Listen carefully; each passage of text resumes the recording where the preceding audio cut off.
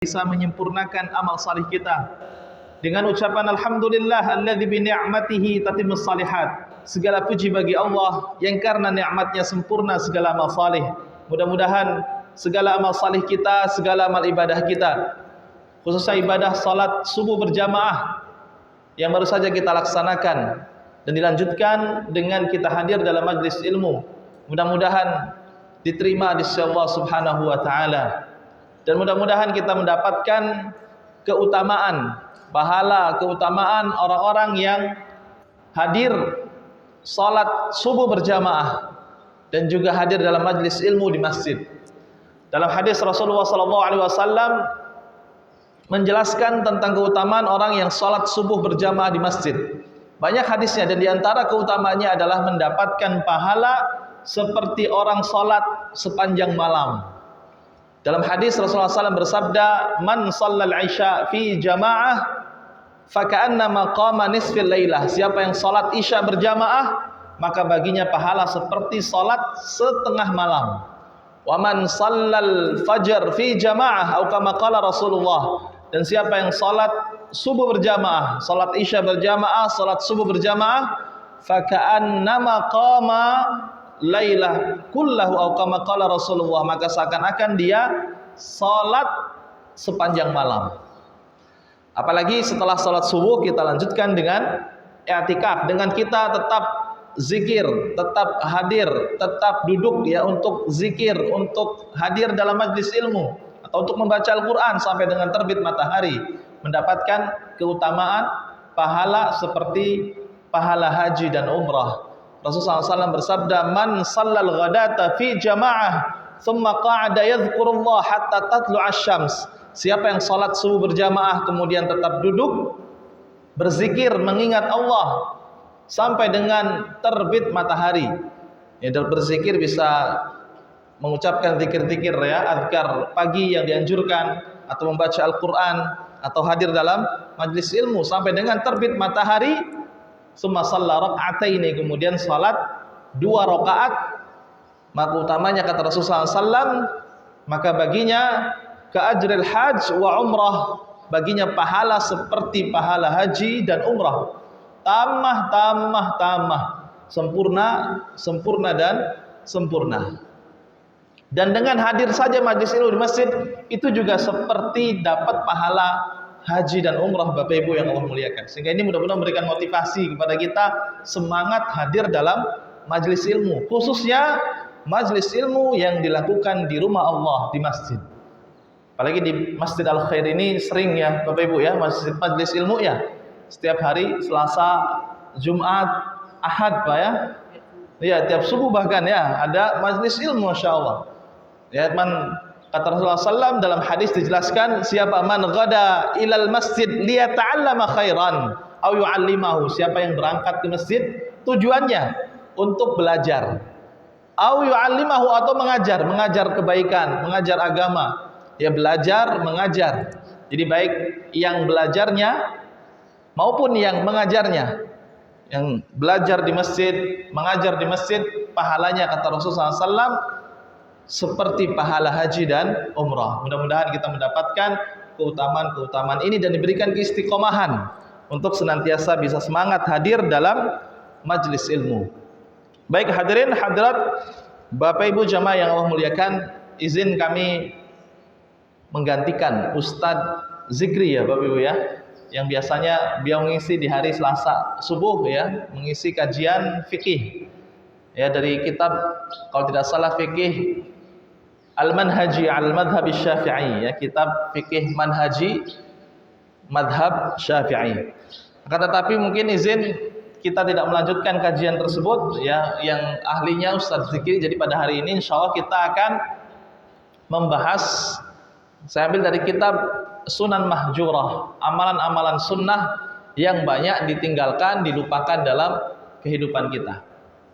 Baik hadirin hadirat, Bapak Ibu jamaah yang Allah muliakan, sebelum kita mulai, hari ini adalah tahun baru Hijriyah ya, 1 Muharram 1400 berapa Pak?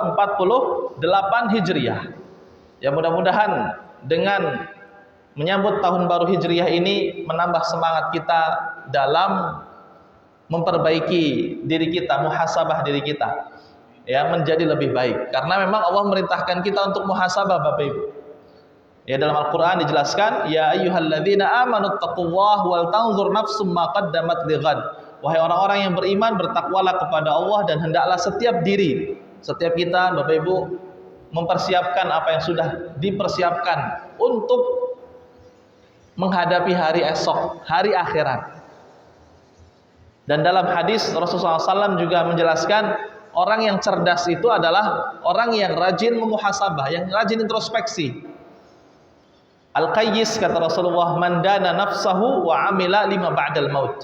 Orang yang cerdas adalah, kata Rasulullah, orang yang senantiasa memuhasabah dirinya, yang rajin introspeksi, rajin muhasabah, Pak. Kalau baik tetap dipertahankan, ya, kalau melakukan keburukan segera bertaubat, ya, menjadi lebih baik, dari keburukan menuju kebaikan, dari kemaksiatan menuju ketaatan. Senantiasa muhasabah. Wa amila lima ba'dal maut, dan orang yang cerdas adalah yang banyak beramal untuk mempersiapkan hari setelah kematian, yaitu hari akhirat. Dan kata Umar bin Khattab, hasibu anfusakum qabla an tuhasabu. Muhasabahlah, hisablah diri kalian sebelum nanti menghadapi hari yaumul hisab, di hari akhirat kelak. Dan siapa yang rajin memuhasabah dirinya di dunia, insya Allah Allah akan mudahkan hisabnya nanti di akhirat. Sehingga mudah-mudahan momen, ya, tahun baru Hijriah ini menjadikan kita pribadi-pribadi yang lebih baik dari sebelumnya. Kita semangat berhijrah, semangat muhasabah dan berhijrah. Hijrah bukan berarti hijrah tempat, Bapak Ibu. Yang paling penting adalah hijrah maknawi, hijrah dari keburukan menuju kebaikan, dari kemaksiatan menuju ketaatan. Sebagaimana kata Rasulullah, al-muhajir, orang yang berhijrah yang sesungguhnya adalah man hajara ma nahallahu anhu, yang meninggalkan apa yang dilarang, apa yang Allah larang. Jadi meninggalkan keburukan, meninggalkan kemaksiatan, menuju kebaikan dan menuju ketaatan. Dan Muharram ini adalah bulan yang mulia. Tetap kita jaga diri kita agar jangan sampai melakukan keburukan, melakukan kemaksiatan. Karena dosa yang dilakukan di bulan haram.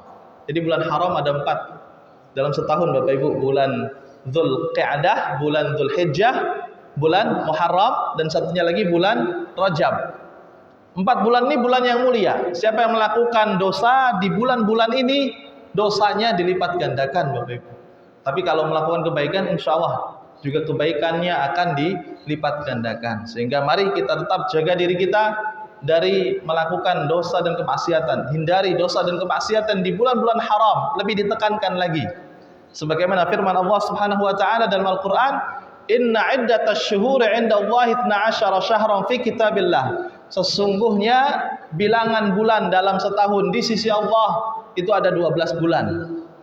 Yauma khalaqas samawati wal ard, di hari di mana Allah menciptakan langit dan bumi, sudah Allah tetapkan bahwa jumlah bilangan bulan dalam setahun 12 bulan.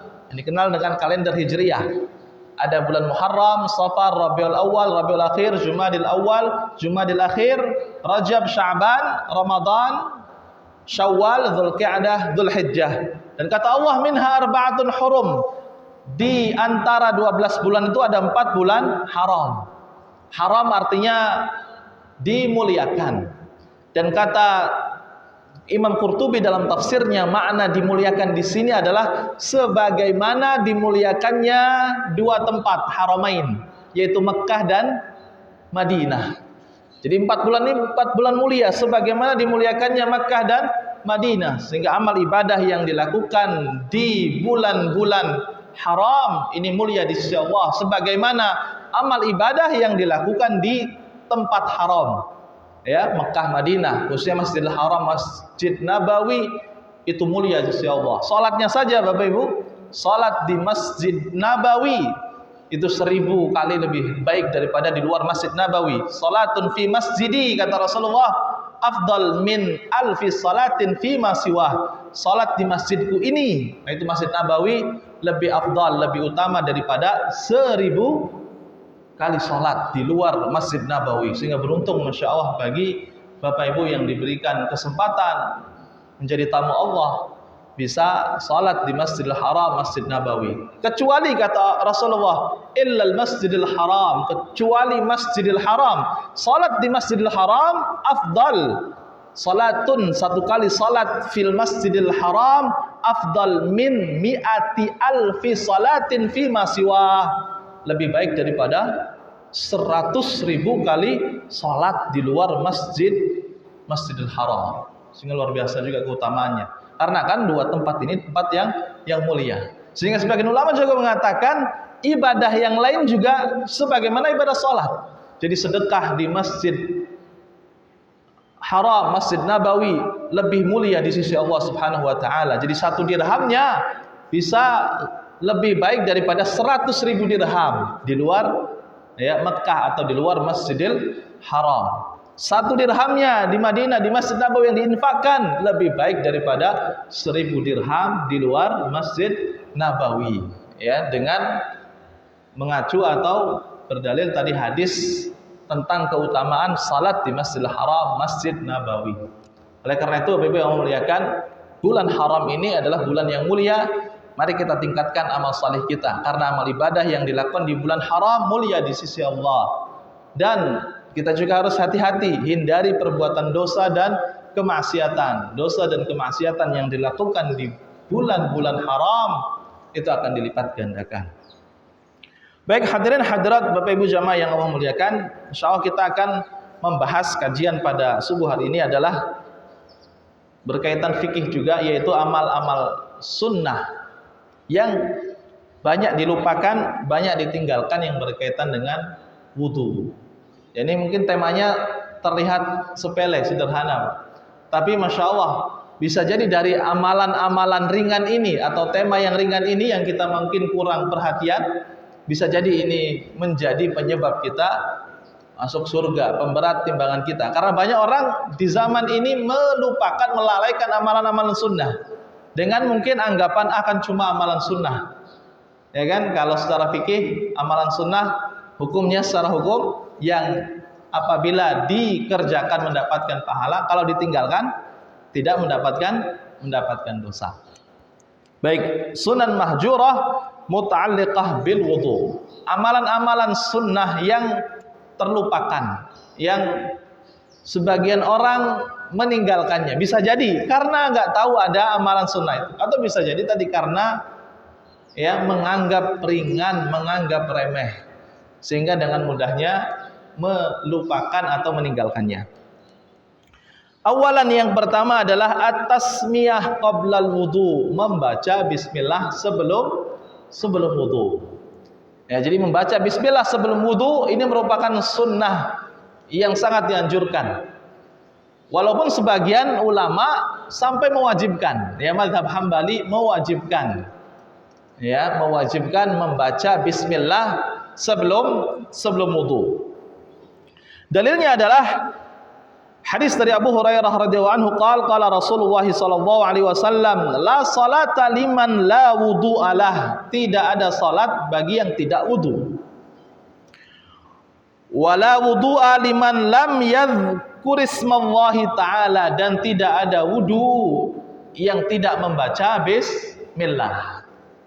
Sebagian ulama di antara mazhab Hambali menjadikan dalil hadis ini sebagai dalil bahwa wajib hukumnya membaca bismillah sebelum wudu, sehingga yang nggak baca bismillah nggak sah berarti wudunya. Ini dalam mazhab Hambali. Tapi dalam mayoritas ulama mazhab Syafi'i, Maliki dan juga Hanafi, hukum membaca bismillah tidak sampai wajib, akan tetapi hukumnya sunnah. Sehingga bahasa di sini la wudu'a liman lam yadhkur ismallah.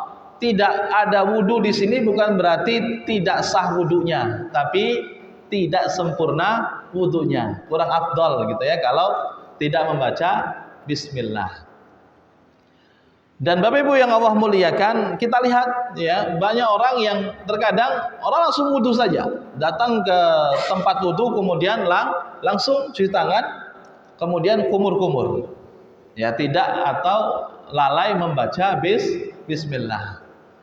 Kemudian mungkin ada pertanyaan, bagaimana kalau kita wudhu di mana Pak? Di kamar mandi, di toilet. Yang ada larangan, ya, larangan kita membaca basmalah, mengucapkan asma Allah di dalam kamar mandi. Jadi gimana Pak? Apakah tetap baca bismillah atau dalam hati? Kalau di kamar mandi, sebagian kan ya, di rumah kita mungkin nggak ada tempat wudhu khusus. Sehingga kalau wudhu ya terpaksa harus di mana Pak? Di toilet. Walaupun ada rumah yang ideal, ada toilet khusus, ada tempat wudhu khusus ya, yang itu di luar toilet atau di luar kamar mandi. Di sini ada perbedaan pendapat di antara ulama. Pendapat yang pertama adalah cara yang amannya adalah tetap membacanya di dalam hati. Jadi membaca di dalam hati, Pak. Jadi boleh tetap membacanya, tapi membacanya di dalam hati. Ya, ketika memulai wudhu, bismillahnya di dalam hati. Kalau karena ada larangan mengucapkan ya lafaz Allah di dalam kamar mandi. Ya, baik itu juga menjawab salam, ya. Baik itu juga ketika bersin ya, mengucapkan alhamdulillah, maka tidak dianjurkan di dalam toilet. Ya, karena apa? Dalam hadis dijelaskan juga ketika ada sahabat yang Rasul sedang buang hajat, ya, kemudian mengucapkan assalamualaikum warahmatullahi wabarakatuh. Rasul tidak menjawab, ya. Karena tidak dianjurkan menjawab salam, mengucapkan alhamdulillah ketika bersin, ya, ketika sedang buang hajat atau sedang di dalam kamar mandi. Pendapat yang kedua, tetap dibolehkan. Nah, ini perbedaan pendapat dalam masalah fikih, Pak ya. Tetap boleh, silakan Pak. Jadi kita hargai pendapat ini karena apa? Karena dalil tentang membaca bismillah itu lebih ditekankan. Artinya sampai ada ulama yang mengatakan wajib. Sedangkan larangan, ya, larangan apa? Larangan mengucapkan asma Allah di dalam toilet atau kamar mandi itu larangannya sifatnya makruh. Sehingga ada pendapat ulama yang tetap boleh membaca bismillah dikarenakan tadi untuk wudu, bukan untuk yang lain. Ya, seperti itu. Ya, ini perbedaan. Tapi cari amannya adalah lebih baik ya kita baca di dalam hati. Baik, kemudian tsaniyan, yang kedua, amalan sunnah yang terlupakan ya di dalam wudu. Ya, sebagian orang meninggalkannya adalah al-mubalaghah fil madmadah wal istinsyaq. Al-mubalaghah artinya adalah berlebihan, semangat, serius ketika madmadah wal istinsyaq, ketika kumur-kumur dan ketika istinsyaq, memasukkan air ke dalam hidung. Coba kita perhatikan Bapak Ibu, sebagian orang melalaikan sunnah ini, Pak. Gimana Pak? Ketika wudu cepat-cepat aja. Jadi maksud dari mubalaghah adalah idaratul ma' fi a'maqil fam. Jadi masuk mubalaghah berlebihan itu adalah ketika kumur-kumur benar-benar menggerakkan air ini di mulut, Pak. Serius ya. Ya gitu, Pak ya. Digerakkan air itu di dalam mulut. Kemudian ketika istinsyaq, idkhalul ma', memasukkan air ke dalam hidung sampai ke ujung bagian atas sini, dihirup, Pak. Ya, sampai ada sensasi apa air itu masuk, kadang kerasa apa, Pak? Ada rasa perih, Pak ya, izin ya. Hangat, perih seperti itu. Coba kita perhatikan atau mungkin kita introspeksi diri kita. Sudahkah kita mengamalkan sunnah ini? Sebagian orang karena pengen cepat atau buru-buru, Pak ya. Kan gitu aja ya, gak digerakin, sekedar kemudian ketika ketika masukkan air ke hidung, bukan masukkan tapi apa? Kan seperti itu sebagian. Ya. Jadi sunnahnya adalah al-mubalaghah. Mubalaghah artinya adalah semangat berlebihan ya. Ketika memasukkan air ke hidung ketika kumur-kumur. Ya, jadi al-mubalaghah fil istinsyaq wal istithmar. Dan Rasulullah SAW memerintahkan kita untuk berlebihan ya, untuk semangat ketika kumur-kumur, ketika istinsyaq. Kecuali ada catatan. Kecuali dalam keadaan berpuasa, Pak ya. Kalau puasa dikhawatirkan masuklah air itu ke kerongkongan ini, Pak. ya kecuali dalam keadaan berpuasa. Dalilnya adalah dalam hadis Rasulullah sallallahu alaihi wasallam menjelaskan, "Idza tawadda'ta fa asbighil wudu." Apabila engkau wudu maka sempurnakanlah wudu. Wa khallil bainal asabi', dan sela-selalah jari jemari, di sela-sela, digosok di sela-sela. Wa baligh fil istinsyaq, dan berlebihanlah, atau apa bahasa lainnya, semangat keras gitu ya, berlebihanlah dalam istinsyaq, memasukkan air ke hidung, termasuk juga madmadah, termasuk juga kumur-kumur. Illa an takuna shaiman, kecuali ketika dalam keadaan berpuasa. Jadi kalau lagi puasa makruh hukumnya berlebihan kumur-kumur dan istinsyaq, memasukkan air ke hidung. Jadi biasa saja kalau puasa. Ya, memasukkan juga jangan terlalu semangat. Tapi di luar puasa kita dianjurkan untuk berlebihan atau semangat. Kemudian teknisnya seperti apa, Pak? Ada dua cara atau teknis ya, sifat atau cara istinsyaq dan juga madmadah. Cara yang pertama adalah, dan ini sunnah Pak, sebagian mungkin belum mengamalkan juga sunnah ini. Ada dalilnya dalam hadis Bukhari dan Muslim, yaitu dengan cara sekaligus madmadah dan juga istinsyaq. Sekaligus maksudnya gimana Pak? Dari min ghurfatin wahidah, artinya sekali ini langsung kumur-kumur, sekaligus juga Bapak memasukkan air ke hidung. Ini ada dalam hadis Sahih Bukhari dan juga Muslim, dan juga ada dalam kitab Bulughul Maram yang dikarang oleh Imam Ibnu Hajar Al-Asqalani. Hadis tentang cara kumur-kumur dan juga masukkan air ke hidung ini satu kali sekaligus. Dan ini mungkin perlu pembiasaan ya Pak ya, bagi yang belum biasa. Yang susah ya nggak masalah cara kedua, yaitu al-fasl bainahuma. Jadi bisa al-jam'u, menggabungkan kumur-kumur dan istinsyaq. Yang kedua adalah al-faslu, memisahkan. Ya, yang menggabungkan caranya gimana Pak? Ambil misalkan air, kemudian setengahnya untuk kumur-kumur, sisanya untuk memasukkan air ke hidung. Ini jelas Pak sunnah ya, dalam hadis Sahih Bukhari dan juga Sahih Muslim. Bagaimana caranya Pak? Langsung ya. Ya, ini bisa dipraktekkan supaya kita juga dapat mengamalkan sunnah, variasi sunnah ini Pak. Jadi kalau ada variasi dalam amalan dan sama-sama hadisnya kuat, kalau bisa semua bisa kita amalkan. Ya, sunnah dari Rasulullah ini. Bisa sekaligus al-jam'u bainahuma 3 kali. Jadi ambil langsung, kemudian ambil lagi air yang baru, keluarkan, kemudian ambil lagi air yang baru sekaligus. Ya, 3 kali sunnahnya. Jelas Pak ya, ini cara pertama al-jam'u. Cara yang kedua al-faslu bainahuma, memisahkan 3 kali dengan air baru untuk kumur-kumur. Ya. Kemudian 3 kali dengan air yang baru untuk istinsyaq. Ya. Ini memisahkan. Ya. Memisahkan. Jadi 2 cara. Dan tadi poinnya adalah bagaimana kita bisa maksimal menyempurnakan ketika kumur-kumur dan ketika istinsyaq.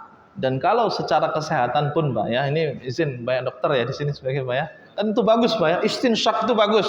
Untuk apa? Kebersihan ini, dan juga bagi kalau kita udah ngerasa pilek Pak. Kami merasakan gitu. Sudah merasa mau pilek rasanya gitu ya. Tapi kita maksimalkan ini dan kita terus istinsyaq. Itu luar biasa, bisa membersihkan ya bakteri dan juga ya virus di area ini. Kan ketika kemarin heboh corona juga kan, diantara anjurannya adalah maksimalkan dalam mengamalkan wudu Pak. Tapi bukan hanya sekedar tadi ya, tapi apa? Benar-benar dihirup maksimal sesuai dengan apa yang diajarkan oleh Rasulullah. Ya, cara yang sempurnanya dihirup ya sampai dengan masuk air ini ke ujung ya. Ujung tulang hidung ini Pak. Baik, itu jadi ada sunnah yang kedua adalah berlebihan ketika kumur-kumur dan juga istinsyaq. Dan caranya tadi bisa dengan al-jam'u bainahuma, menggabungkan, bisa juga memisahkan. Nah, ini juga kalau kita perhatikan tadi banyak sebagian orang menyepelekan ini, mubalaghah, berlebihan ketika istinsyaq, istithmar dan juga madmadah. Baik, kemudian yang berikutnya, yang keempat, yang ketiga, takhlil asabi'al yadain war rijlaini fil wudu. Sunnah yang sebagian orang melupakan, melalaikan, ya, atau sunnah yang terlupakan dalam wudu adalah menyela-nyela jari, baik jari tangan dan juga jari kaki. Nah, kita perhatikan Pak, orang kalau wudu kadang meninggalkan atau melalaikan sunnah ini. Jadi ketika basuh tangan, sudah tidak di sela-sela. Atau ketika basuh kaki, asal kakinya apa Pak?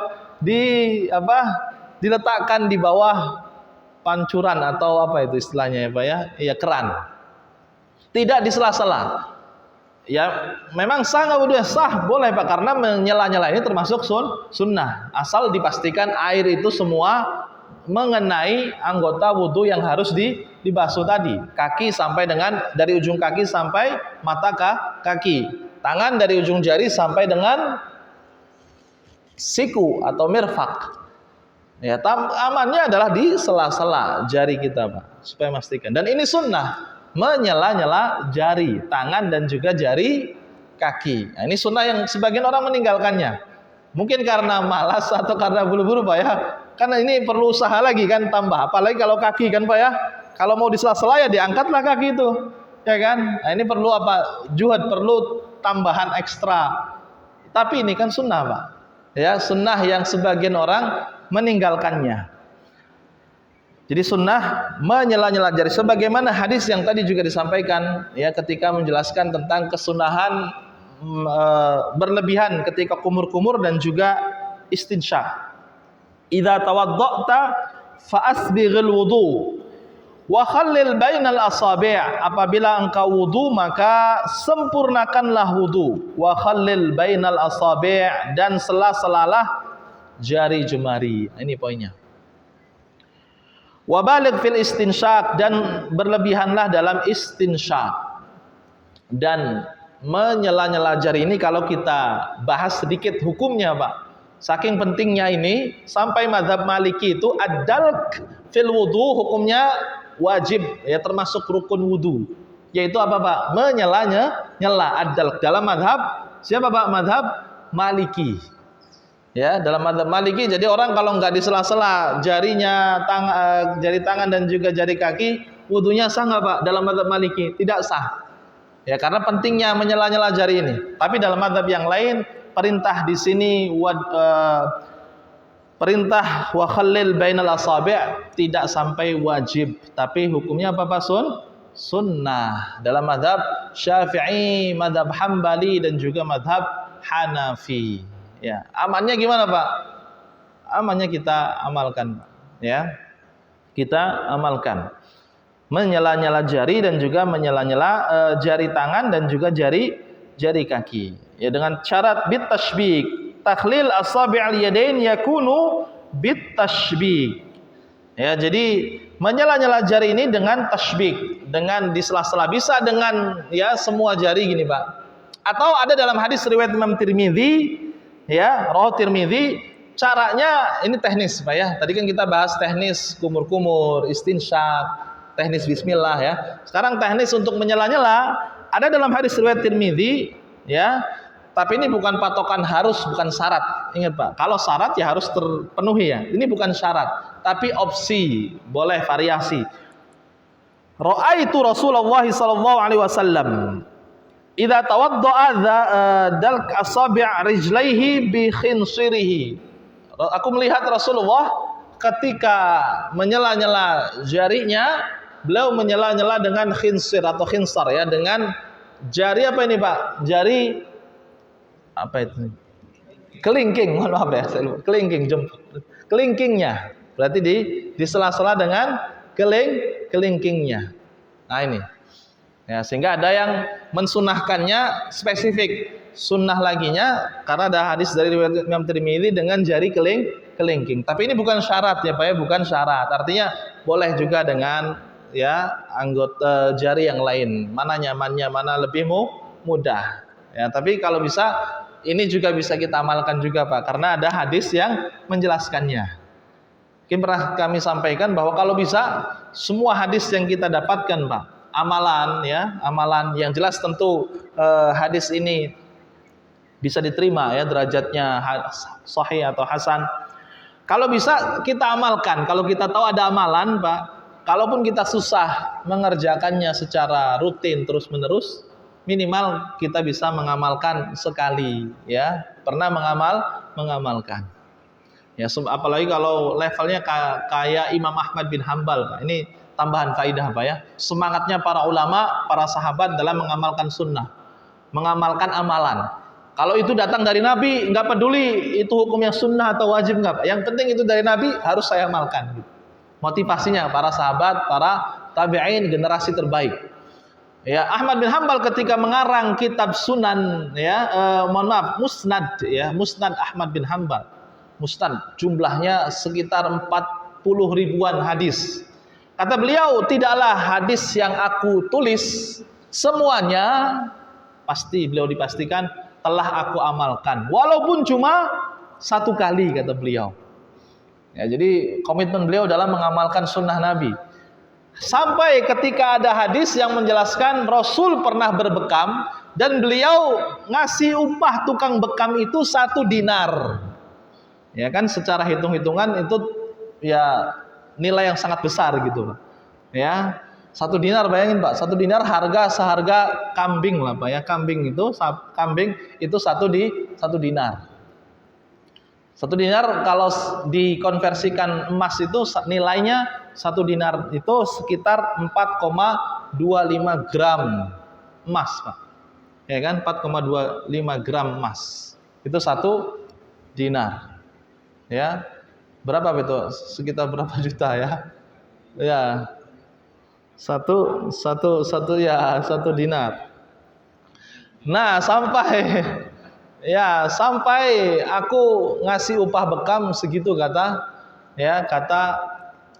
Imam Ahmad bin Hambal, karena Rasul pernah memberikan upah tukang bekam ya 1 dinar. Sekarang memang nilainya udah besar Pak ya, 1 dinar ya, sekitar 8 juta Pak ya. Tuh. 20 dinar itu nisab zakat. Nisab zakat itu 20 dinar. Sekitar 80 dikali 20 berarti 4,25, maka keluar 85 gram emas ya. Itu nisab zakat. Nah, nisab zakat sekarang udah berarti dikali berapa juta Pak? 2 jutaan ya. Sekitar 25 kan, 200-an juta lebih ya nisab zakat ya sekarang. Baik, itu faidah saja ya. Jadi semangat dalam mengamalkan amalan. Kalau kita tahu ada amalan dari Rasulullah, kalau bisa kita amalkan, semangat ya. Apalagi istri Rasulullah Ummu Habibah ketika mendengar hadis man shalla 12 raka'atan fi kulli yaumin wa lailah bunya lahu bihinna baitun fil jannah. Siapa yang melakukan salat sunnah 12 rakaat sehari semalam, maka akan dibangunkan baginya rumah di surga. Nah, menariknya kata istri beliau Ummu Habibah, ma taraktuhunna mundzu sami'tuhunna min Rasulillah. Sejak aku mendengar amalan itu, aku tidak pernah tinggalkan seumur hidupku. Amalan salat sunnah 12 rakaat sehari semalam. Didengar oleh saudara laki-lakinya Ummu Habibah. Ya, disampaikan oleh Ummu Habibah kepada saudaranya, dan kata saudaranya, ma taraktuhunna mundzu sami'tuhunna min Ummi Habibah. Sejak aku dengar ada hadis itu dari Ummu Habibah, aku tidak pernah lewatkan, tidak pernah tinggalkan amalan itu. Ini semangat para sahabat, generasi terbaik ya Pak ya, dalam mengamalkan sunnah. Nah, kita juga seharusnya seperti itu Pak, idealnya bisa ya berusaha untuk semangat dalam mengamalkan ya sunnah dari Rasulullah SAW. Kalaupun susah misalkan untuk kita rutinkan Pak, minimal sudah pernah kita amalkan, sehingga kita jadi punya hujah ya di hari akhirat kelak. Ini ada amalan sunnah, kita melakukannya sebagai bukti cinta kita kepada Rasulullah SAW. Baik, yang berikutnya khamisan as-siwaku ma'al wudu. Nah, ini juga sunnah yang terlupakan dan kita mungkin Kalau kita tanya diri kita juga, ini benar nih. Yaitu apa Pak? Bersiwak sebelum wudu. Ya Pak, bersiwak. Ini sunnah Pak, sunnah yang terlupakan. Ya, berapa di antara kita yang mungkin istiqomah siwak sebelum wudu? Ya, atau bahkan mungkin sebagian kita belum melakukan sama sekali sunnah ini kan? Mungkin sebagian. Saya nggak katakan pasti ya, mungkin sebagian. Maka Bismillah setelah ini coba Pak ya kita amalkan. Minimal seumur hidup berapa Pak? Sekali kan kita pernah mengamalkan kan gitu. Ya, siwak sebelum wudu, siwak sebelum sholat, siwak sebelum baca Quran, ini kan sunnah. Ya, waktu-waktu yang dianjurkan untuk siwak. Ya tadi motivasinya seperti Imam Ahmad bin Hambal. Kalau kita tahu ada amalan sunnah, kalau bisa kita amalkan Pak. Walaupun cuma sekali. Ya mungkin sebagian, aduh susah ribet ya. Misalkan bawa kayu siwak terus ya. Ketika sebelum wudu, sebelum sholat. As-siwaku yustahabbu fi jamil awqat li hadis Aisyah ummul mukminin. Jadi siwak dianjurkan, disunnahkan di beberapa waktu. Ya. Sebagaimana hadis dari Ummul Mukminin Aisyah radhiyallahu anha, as-siwaku matharatun lil fammi mardatun lirabbi. Siwak itu menyucikan, membersihkan mulut ya, dan juga disenangi, disukai oleh Allah Subhanahu wa taala, oleh Rabb. Ya, sehingga siwak hukumnya sunnah. Ya, Rasul nggak sampai mewajibkan karena saking sayangnya kepada umat ya, kepada umatnya. Rasul nggak sampai wajibkan, Pak. Bahkan ada dijelaskan dalam hadis pernyataan Rasulullah tersebut. Rasul nggak mau wajibkan siwak karena apa? Khawatir memberatkan. Saking sayangnya Rasulullah kepada kita umatnya. Dalam hadis dijelaskan Rasulullah SAW bersabda, "Laula an asyqa ala ummati", seandainya tidak memberatkan umatku, la amartuhum bisiwak ma'a kulli wudu, aku akan wajibkan, perintahkan siwak setiap kali sebelum wudu. Dalam riwayat yang lain, setiap kali sebelum sholat. Tapi karena dikhawatirkan memberatkan, nggak sampai diwajibkan, Pak. Tapi sangat ditekankan, dianjurkan, ya. Hukumnya sunnah yang sangat dianjurkan, sunnah muakkadah. Ya, bersiwak sebelum wudu, bersiwak sebelum sholat. Ya, dan beberapa waktu yang lain, ada beberapa waktu yang dianjurkan untuk bersiwak. Indal wudu, ketika sebelum wudu, indas salah, ketika sebelum salat, wa inda tilawatil Quran, sebelum membaca Al-Quran. Ini juga disunnahkan Pak, dianjurkan membaca bersiwak sebelum baca Al-Quran. Wa indal qiyam li salatil lail, ketika bangun untuk salat malam. Ini juga sebelum salat malam dianjurkan untuk bersiwak. Indal istiqad minan naum, ketika bangun tidur, ya.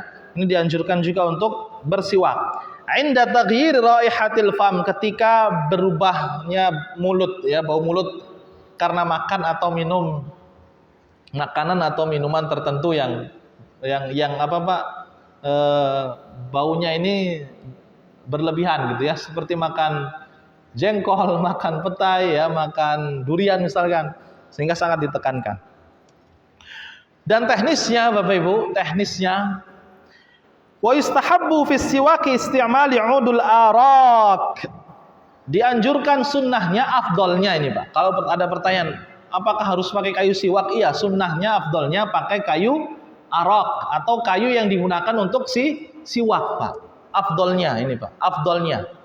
Fa illam yajid fayajzi'u ghairahu. Dan kalau enggak ada kayu siwak ini, maka boleh ya Pak ya, boleh cukup atau boleh dengan alat atau benda atau sesuatu yang berfungsi seperti fungsi siwak, yaitu apa? Membersihkan mulut.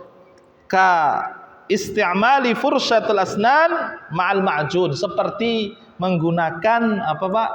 Sikat dan juga pasta gigi. Jadi kalau nggak ada siwak. Tapi kalau amannya adalah, ya paling amannya kita afdolnya pakai kayu siwaknya Pak. Dan sekarang kan insya Allah lebih mudah Pak ya untuk kita dapatkan. Nggak harus nunggu orang pulang haji, pulang umroh. Sekarang bahkan di toko-toko herbal ya Pak ya, toko-toko ya kurma itu kan ada jual kayu siwak ini insya Allah. Sehingga bisa lebih mudah lah akses kita untuk mengamalkannya. Sehingga kita bisa mengamalkan yang afdolnya. Ya, yang yang afdalnya, yaitu dengan udul araq, ya, dengan kayu ud al araq, ya, kayu yang biasa digunakan untuk siwak. Ya, teknisnya apa? Sebelum kita wudu, sebelum kita mencuci tangan kita dan juga kumur-kumur, ya, bersiwak. Sebelum kita takbiratul ihram untuk mulai salat, kita bersiwak, ya. Baik, dan itu sunnah yang sangat-sangat ditekankan, dan kalau kita perhatikan memang banyak dilupakan. Ya, mungkin dari ratusan puluhan jamaah di sini, Pak, ya. Coba berapa yang mengamalkan? Sedikit sekali. Ya, ini sunnah yang terlupakan. Baik, berikutnya sadisan at-tasyahud ba'dal wudu. Membaca tasyahud setelah wudu. Nah, ini juga sunnah yang banyak ditinggalkan, terlupakan. Kalau kita perhatikan, tadi sunnah-sunnah tadi terlihat ringan, tapi memang kalau kita perhatikan banyak yang menyepelekan. Ya, termasuk ini at-tasyahud ba'dal wudu, membaca tasyahud setelah wudu. Ya, sebagian orang kan habis wudu selesai basuh kaki sudah langsung pergi, kan Pak, ya, nggak baca tasyahud atau doa setelah wudu. Ya, yang padahal kita mungkin sudah hafal doanya, ya, bacaannya. Asyhadu an la ilaha illallah wahdahu la syarikalah. Ada tambahan wahdahu la syarikalah wa asyhadu anna Muhammadan abduhu wa rasuluh. Nah, ini Pak tasyahud, kalimat tasyahudnya setelah wudu. Asyhadu an la ilaha illallah wahdahu la syarikalah wa asyhadu anna Muhammadan abduhu wa rasuluh. Dan ada dalam riwayat yang lain tambahan Allahumma ja'alni minat tawwabin waj'alni minal mutatahhirin, ya. Hadisnya adalah dari sahabat yang mulia Umar bin Khattab radhiyallahu anhu, anin Nabi sallallahu alaihi wasallam, dari Nabi sallallahu alaihi wasallam. Insyaallah, Pak, setelah mendengar hadis ini insyaallah kita akan termotivasi, Pak. Sayang kalau kita lewatkan. Begitu besar keutamaan di balik amalan tasyahud, membaca tasyahud setelah wudu, Pak. Jadi kata Umar bin Khattab dari Nabi sallallahu alaihi wasallam, "Ma minkum min ahadin yatawadda fayubligh aw yusbigh al-wudu." Tsumma qala, siapa di antara kalian yang berwudu kemudian menyempurnakannya. Jadi sering dalam hadis tentang wudu itu, Pak, perintah Rasulullah menyempurnakan wudu. Jadi wudu yang sempurna itu bukan hanya mengamalkan rukun-rukunnya saja, Pak, tapi bagaimana bisa mengamalkan juga sunnahnya. Itu wudu yang sempurna. Ya, kalau wudu yang cukup saja memang ya yang rukunnya saja sudah tercukupi, seperti membasuh 4 anggota wudu saja itu sudah cukup. Ya, membasuh wajah, membasuh kedua tangan, mengusap kepala, ya, kemudian atau rambut, ya, mengusap kepala, kemudian membasuh kedua kaki. Ya, sudah cukup. Nah, ini 4 rukun, 4 anggota yang diharuskan untuk dibasuh, ya. Sedangkan kumur-kumur, kemudian istinsyak itu sunnah dalam mazhab Syafi'i. Artinya kalau ada air yang sangat sedikit, minimal sudah cukup untuk membasuh 4 anggota tadi, Pak. Tapi sempurna nggak wudunya, Pak? Nggak sempurna, karena apa? Hanya melakukan rukunnya saja. Yang sempurna adalah, ya, melakukan amalan sunnahnya juga, dan melakukannya tadi sesuai dengan apa yang diajarkan oleh Rasulullah SAW. Jadi siapa yang wudu kemudian dengan wudu sempurna, catatannya berarti ini syaratnya, wudunya wudu sempurna. Tsumma qala, kemudian dia membaca asyhadu an la ilaha illallah wahdahu la syarikalah wa asyhadu anna Muhammadan abduhu wa rasuluh.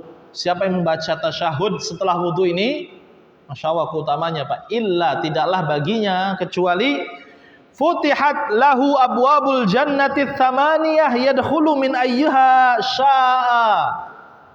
Tidaklah baginya keutamaan akan dibukakan 8 pintu surga, Pak. Insya Allah. Siapa yang wudu sempurna dan membaca doa setelah wudu, Pak, dibukakan baginya 8 pintu surga. Dan ia akan bisa masuk melalui pintu mana saja. Masya Allah, Pak. Ternyata di balik amalan doa setelah wudu ada keutamaan, ada pahala, akan dibukakan pintu surga yang 8, dan kita bisa masuk melalui pintu mana saja, Masya Allah.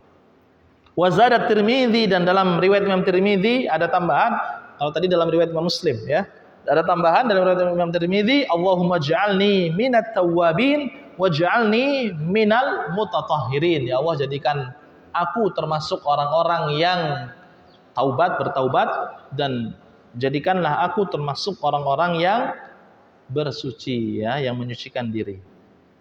Nah, ini Pak, jadi at-tasyahud ba'dal wudu, membaca doa, ya, tasyahud setelah wudu. Ini juga sunnah yang terlupakan. Ini kita lihat banyak orang setelah wudu, maksudnya setelah cuci kaki langsung apa Pak? Langsung masuk masjid, langsung, ya, misalkan selesai dan dilewatkan amalan membaca doa.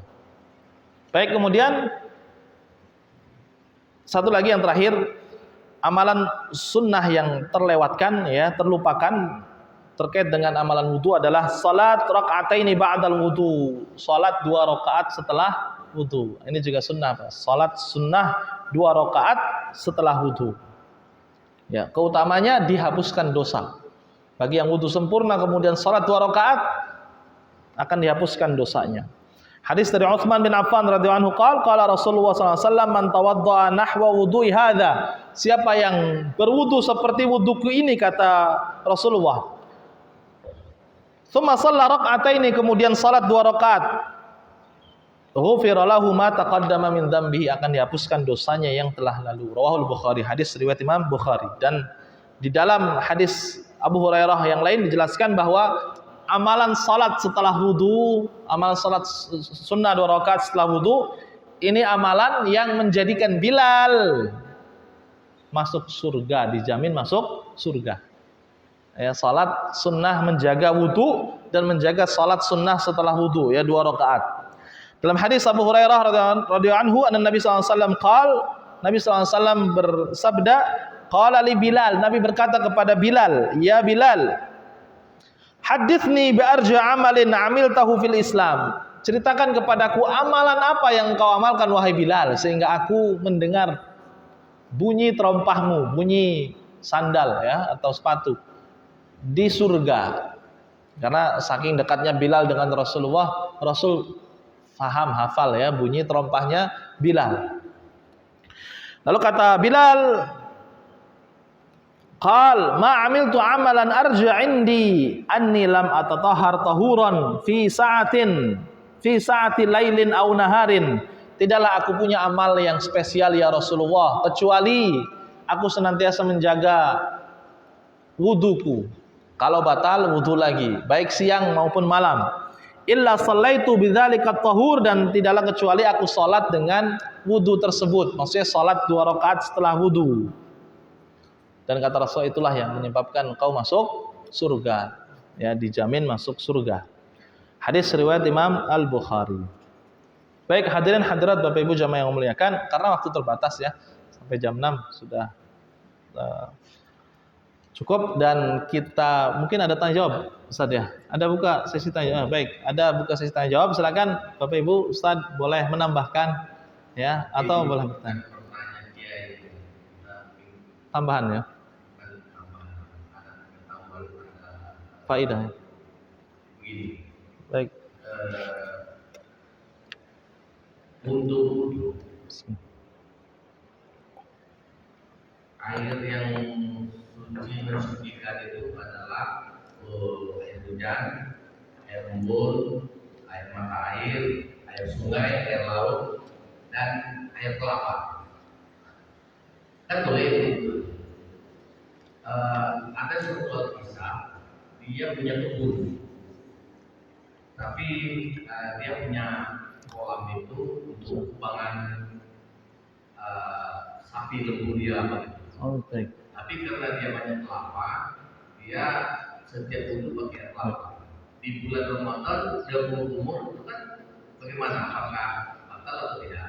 Yang pertama. Yang kedua tadi menarik, Kiai sampaikan hijrah. Hijrah artinya meninggalkan kebiasaan yang lama, membawa yang baru. Hijrah ma'nawi, ya. Ya. Jadi pahala ibadah lebih banyak lagi. Jadi kalau kita nambah dari yang lama ke yang baru itu sunnah atau wajib atau dibolehkan itu. Contoh. Sebenarnya. Nah, yang lama kita tinggalkan dan mencari yang baru itu gimana hukumnya? Ya, sunnah atau wajib? Makasih.